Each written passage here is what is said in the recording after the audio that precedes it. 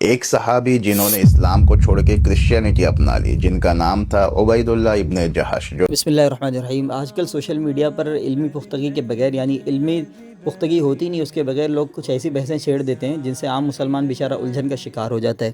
خاص طور پر صحابہ کرام رضوان اللہ تعالیٰ علیہم اجمعین کے مقدس مقام پر بات کرتے ہوئے لوگ بنیادی تعریفات کو بھی فراموش کر دیتے ہیں، بھول جاتے ہیں، بلکہ میرے خیال سے جان بوجھ کر چھوڑ دیتے ہیں، صرف اور صرف فیم حاصل کرنے کے لیے۔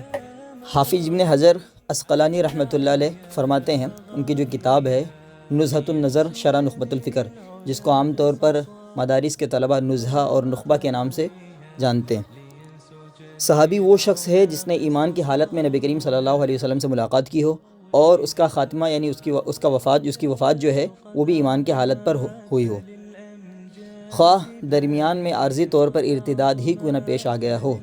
تو اب یہاں آپ غور کریں تو بنیادی تین شرائط ہیں۔ وہ ہے نمبر 1 ملاقات، یعنی نبی کریم صلی اللہ علیہ وسلم کی زندگی میں ان سے ملنا۔ دوسری شرط ہے ایمان کی حالت، یعنی ملتے وقت مومن ہونا۔ تیسری شرط ہے خاتمہ بالایمان، یعنی سب سے اہم شرط جو ہے وہ یہ ہے کہ موت کے وقت وہ شخص مسلمان ہو۔ اب رہی بات عبید اللہ بن جہش کا معاملہ، تو حقیقت یہ ہے کہ عبید اللہ بن جہش حبشہ کی ہجرت کے دوران عیسائی ہو گیا تھا اور اسی حالت کفر یعنی ارتداد میں ہی اس کی موت واقع ہو گئی تھی۔ چونکہ جب حالت کفر میں موت آئی تو وہ اب صحابی نہیں رہا اور اس پر صحابی کی تعریف فٹ نہیں ہوتی، اس کو صحابہ کہنا جرم ہے۔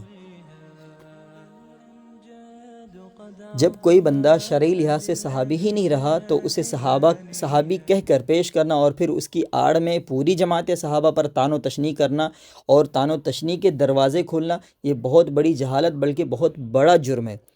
خلاصہ یہ نکلتا ہے کہ سوشل میڈیا پر کسی بھی حساس موضوع پر زبان کھولنے سے پہلے مطالعہ کر لینا ضروری ہے۔ صحابہ کرام وہ مقدس جماعت ہے، وہ مقدس گروہ ہے جن کی تعدیل خود قرآن کریم فرماتے ہیں۔ کسی مرتد کے فعل کو صحابہ کے کھاتے میں ڈالنا عملی خیانت بھی ہے، علمی خیانت بھی ہے، بدنیتی بھی ہے اور اس کے سوا کچھ بھی نہیں، بلکہ صحابہ کرام پر طعن و تشنیع کا ایک دروازہ کھولنا یہ کہ ایک غیر صحابی کو صحابی بول کر پیش کرنا اور پھر یہ کہنا کہ وہ مرتد ہو گیا تھا، تو یہ صحابہ کرام رضوان اللہ تعالیٰ علیہم اجمعین پر طعن و تشنیع کا دروازہ کھولنا ہے۔